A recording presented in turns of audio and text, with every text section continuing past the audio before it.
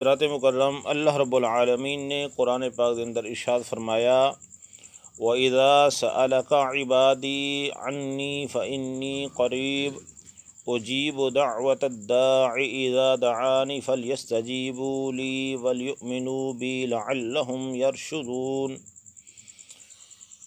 اس آیات کریمہ کا معنی اور مفہوم یہ ہے کہ اللہ رب العالمین نے ارشاد فرمایا وَإِذَا سَأَلَكَ عِبَادِي عَنِّي، اے محبوب صلی اللہ علیہ وسلم جب میرے بندے میرے متعلق پوچھیں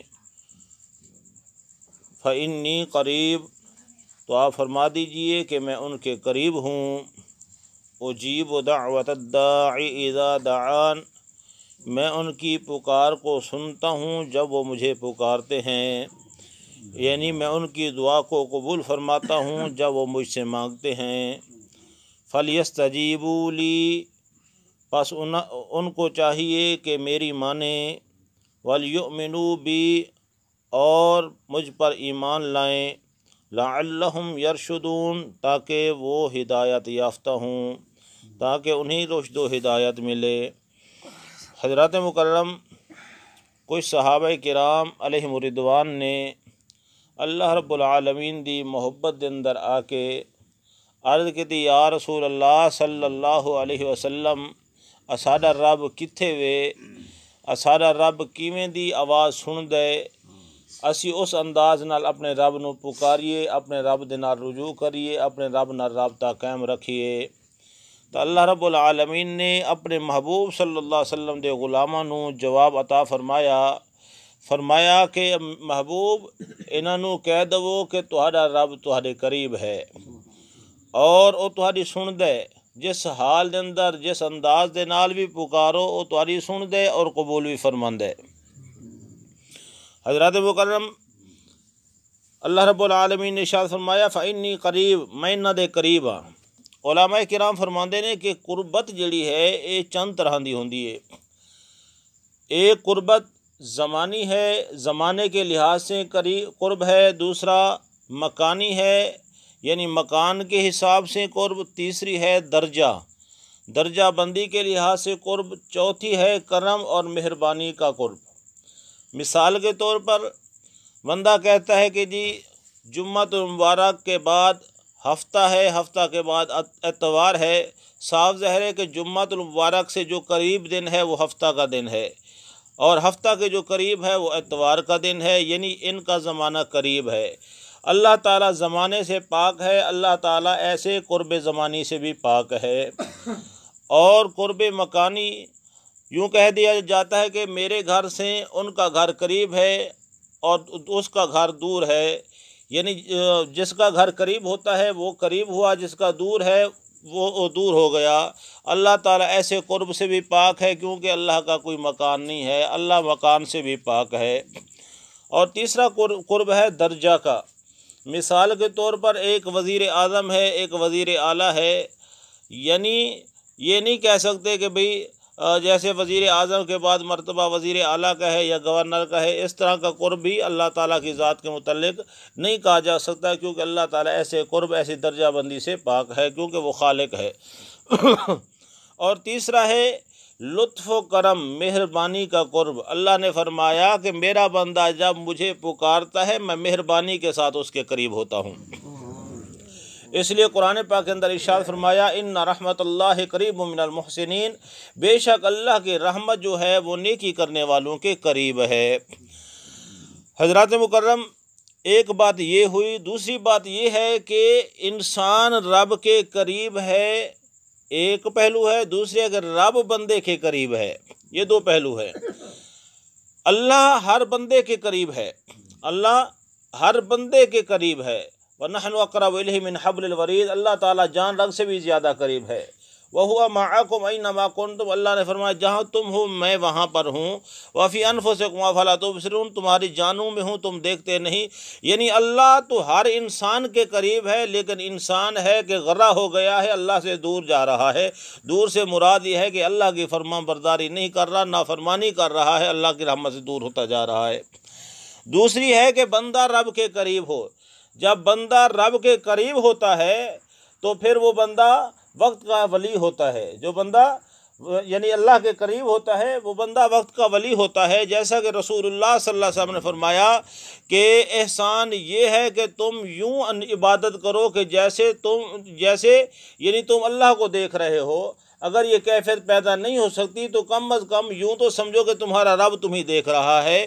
جب بندہ ایسا تصور قائم کر لیتا ہے کہ بھئی میرا رب مجھے دیکھ رہا ہے تو وہ گناہوں سے باز آ جاتا ہے۔ جب اس کی محبت اور الفت والی کیفیت بڑھ جاتی ہے تو اس کا عالم یہ ہوتا ہے وہ ہر لمحہ ہر آن میں یہی سوچتا ہے کہ میں اپنے رب کو دیکھ رہا ہوں۔ تو حضرت علی کرم اللہ وجہ کریم کی طرف یہ قول منسوب ہے کہ آپ سے کسی نے پوچھا کہ جناب آپ عبادت جو کرتے ہیں کبھی آپ نے اللہ کو دیکھا ہے؟ تو آپ نے فرمایا جب تک میں رب کے جلوے نہ دیکھوں میں نماز کی نیت بھی نہیں باندھتا۔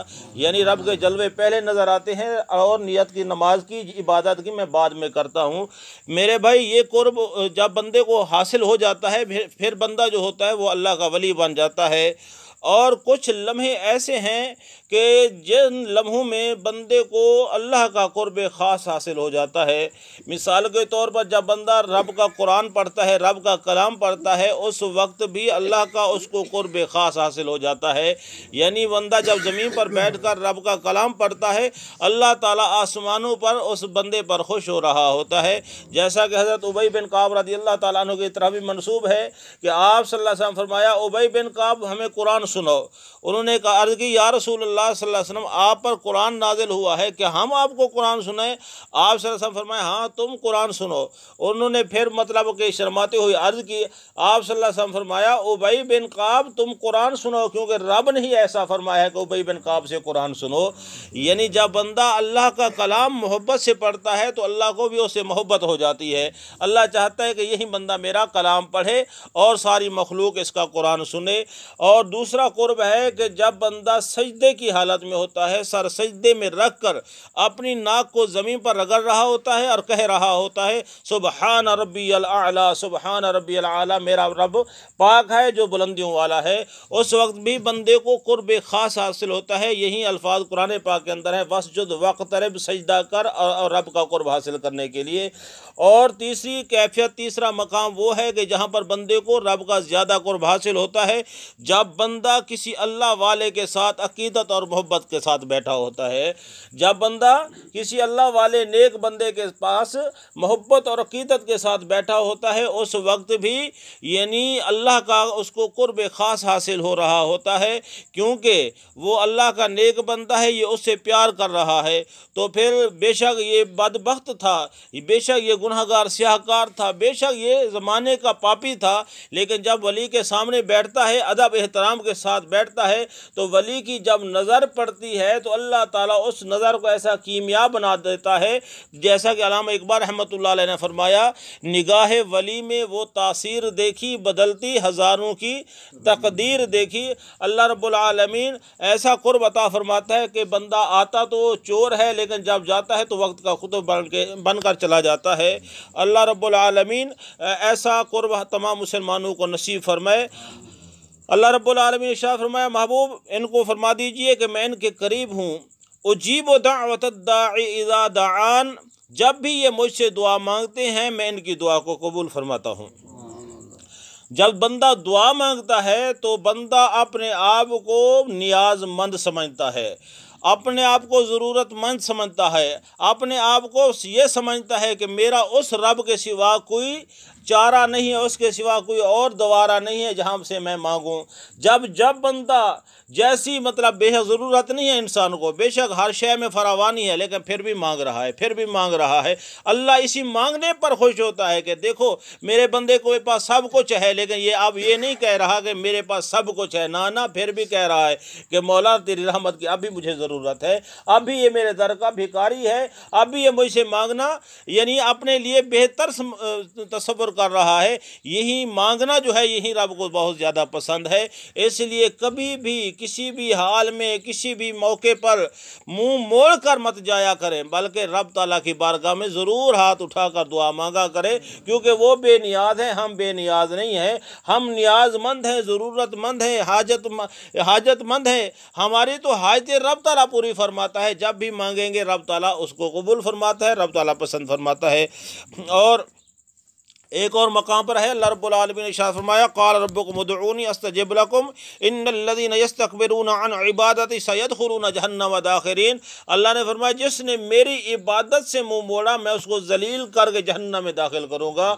اور نماز یہ دعا جو ہے یہ عبادت کا مغز ہے۔ حضرات مکرم، جو بندہ دعا سے اعتراض کرتا ہے، اعراض کرتا ہے، اس سے منہ موڑتا ہے، وہ تو زیادہ ہی ذلیل ہوگا، جہنم میں جائے گا نا۔ اور دعا فرمایا کرو کہ ہر وقت دعا کرنے کی اللہ تعالی ہمیں عادت عطا فرمائے۔ اور اللہ رب العالمین نے ارشاد فرمایا ان کو بھی چاہیے کہ میری بات مانیں، ان کو بھی چاہیے مجھ پر ایمان لے آئیں، کہ یعنی شریعت مطہرہ پر چلنے کی کوشش کریں، میری محبت میں اس سے تمام احکامات کو ماننے کی کوشش کریں، جو چیز میں منوانا چاہتا ہوں ان کو مانیں، لعلہم یرشدون، تاکہ ان کو رشد و ہدایت مل جائے، تاکہ ان کو راہ ہدایت مل جائے۔ دعا ہے اللہ رب العالمین آپ سب کو اور مجھ گناہگار سیاہکار کو عمل کرنے کی توفیق عطا فرمائے۔